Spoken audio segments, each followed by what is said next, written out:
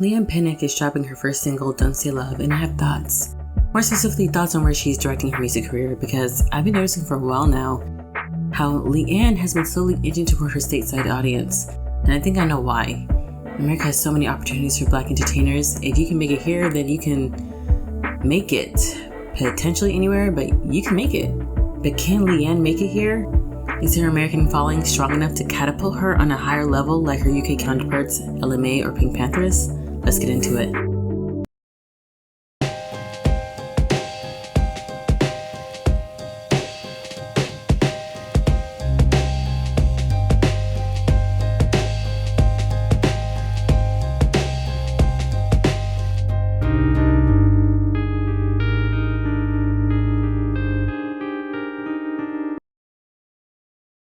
Okay, so if you don't know anything about Leigh Anne, she is a quarter of the UK girl group Little Mix, and I've been following them since their conception. Fun fact, they were a sister group to One Direction and Fifth Harmony, which I was a fan of all theirs too, so all these groups were very much part of my childhood. But if you didn't spend your youth in the Simon Cowell cinematic universe, you'd probably know Leigh Anne from the infamous Nicki Minaj live where she calls her a jealous bozo. When people part ways, go about your fucking business. Because when you part ways and you do something messy to someone that you were just, having, whatever, whether you brought it up behind closed doors or what, when you try to bring somebody down because you see them continuing to try to pursue their passion, to make money to feed their family, you are a fucking clown. And let me tell you something. This was around the time Leigh's ex-group mate, Jessie Nelson, was promoting her new single, Boys, that featured Minaj. Boys got bad reception because people here and abroad were lighting Nelson up for her blackfishing, and Nicki decided to take up for Nelson, thus dragging Little Mix's only Black member, Leigh Anne, whose supposed DMs that were dissing Nelson got leaked and had caught Nicki's attention. Now it's been a couple of years, karma has been served, and Leigh is the second person from the group dropping her first single, Don't Say Love. There's been teased and a slew of promos for it too. The song sounds like it follows the retro dance music trend we've heard from popular artists like Dua Lipa's Future Nostalgia, Gaga's Chromatica, Drake's Honestly Nevermind, and B's Renaissance. And I don't know about the UK music scene, but I have a feeling that this song might be for an American audience. This could be another attempt from Pinnock to enter into the US industry. A goal of hers since her Little Mix days, this whole trying to break into the American market success thing has been a big deal to her group Little Mix. Has always been their Moby Dick, never being able to break out in the US, while their label mates and other UK counterparts have found success here. So seeing Leigh Anne build up momentum here is a big deal, and it makes me excited but also weary at the same time. Can she make it here? There's so much competition. Does she have a big enough fan base? Is she any good as a soloist? I'm so worried. I really want Leigh Anne to have her success story. America, land that's supposed to be free and definitely the home of the brave. Leigh has mentioned wanting to do R&B for a long time, though being in her group she didn't have the chance to be full-on R&B as she wanted to be, mainly because it wouldn't register with the demo. But what demo is super receptive to R&B? America. Yes, despite R&B dipping from pop music in the past decade, it's still very much appreciated.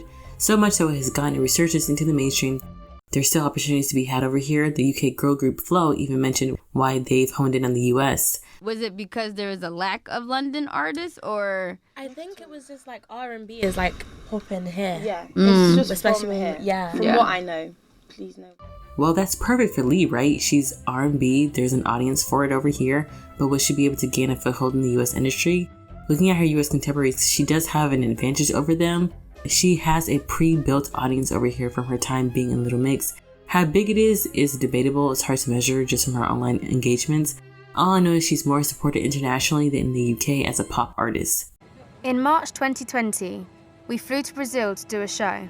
We landed, and from that moment it was Leigh Anne, Leigh Anne.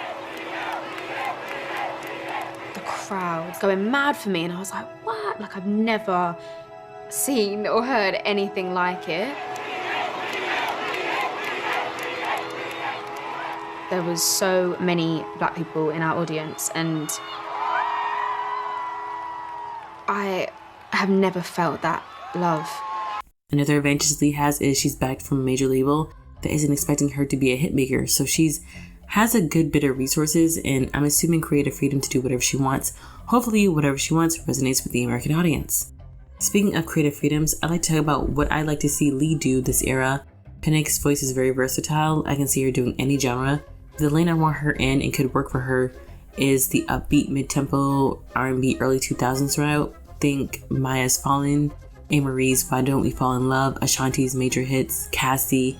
You know, most of these artists had that producer who really knew what sound could work with their persona and voice to bring out the best in them. Hopefully she's found her Max Martin. And for her slow jams, I'm thinking something along the lines of Jorja Smith's Teen Fantasy, maybe something like Her's Best Part, something maybe jazzy and poetic, I don't know. I would love for Leigh to do Afrobeats and Jamaican Hall music as well, and I would love for a Normani collab of any kind. The two black girls from Simon Cowell's cinematic universe would be a whole moment, and they could do something in fashion since they're both fashion girlies.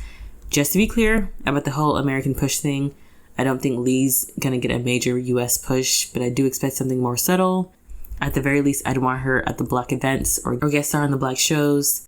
We can go further with the fashion thing and book guest appearances on the big fashion competition shows or do the whole Vogue Get Ready With Me, what I wear in a week, best fashion moments, anything, who, what, where, photo shoots. I want to see it all. It also wouldn't hurt to book a brand campaign, maybe another one like Rare Beauty or Fenty, but maybe that's reaching. Okay, so back to the music side of things. Overall, I'm curious to see what Leigh thinks is a good song, how she experiments with her sound and her voice, and I hope she's found her sound, first and foremost, because finding your identity as a soloist is your foundation to future success. Now here's what I'm afraid of. I love Leigh Anne, and a big part of my love came from my childhood, but I don't think the mainstream American audience would get her appeal. And again, her trying to break to the US industry is all my speculation, but I'm thinking something more plausible is that she's trying to reach her US fan base rather than our general public. I think Leigh is more strategic because, remember, Leigh Anne was on hiatus for like a good year after Little Mix called it quits, basically. She posted here and there and we saw she was working on music, but for the most part she was out of the limelight. More than that, she was doing so many things with her production company. She did an Audible deal and she's gotten into real estate. Like with a brand with so many moving parts, you have to be careful not to overwhelm yourself and remember what the priorities are. So in regards to how big of a swing she's making over here, I don't think it's going to be that big. Leigh Anne is a new mom, business owner. She doesn't have time for a big American push. I think she's focusing more on maintaining the base she already has. So I'm not expecting anything like an LMA's boot up mega hit or a Pink Panthress top 10. I'm thinking Leigh Anne rather go the slow and steady route, which I can understand, but that kind of irritates me because I really want Leigh Anne to be the first one from the group to have success in America, since she was the underdog in the group, you know, and she's been through so much just by being all about good vibes. I'm thinking she deserves that big American success more than anyone out of the group. Furthermore, I want all these people who kept calling her underrated, all those who kept praising her for her improvements, to pull up and to support her. Like, let's hope Leigh Anne has a big enough success with her debut era for her label to see her as a good investment to keep and eventually push her to a higher level. She could still get her American success, but I don't know when, so I'm cautiously optimistic nonetheless. Please like, comment, and subscribe. That's all for now. Thanks for watching. Bye-bye.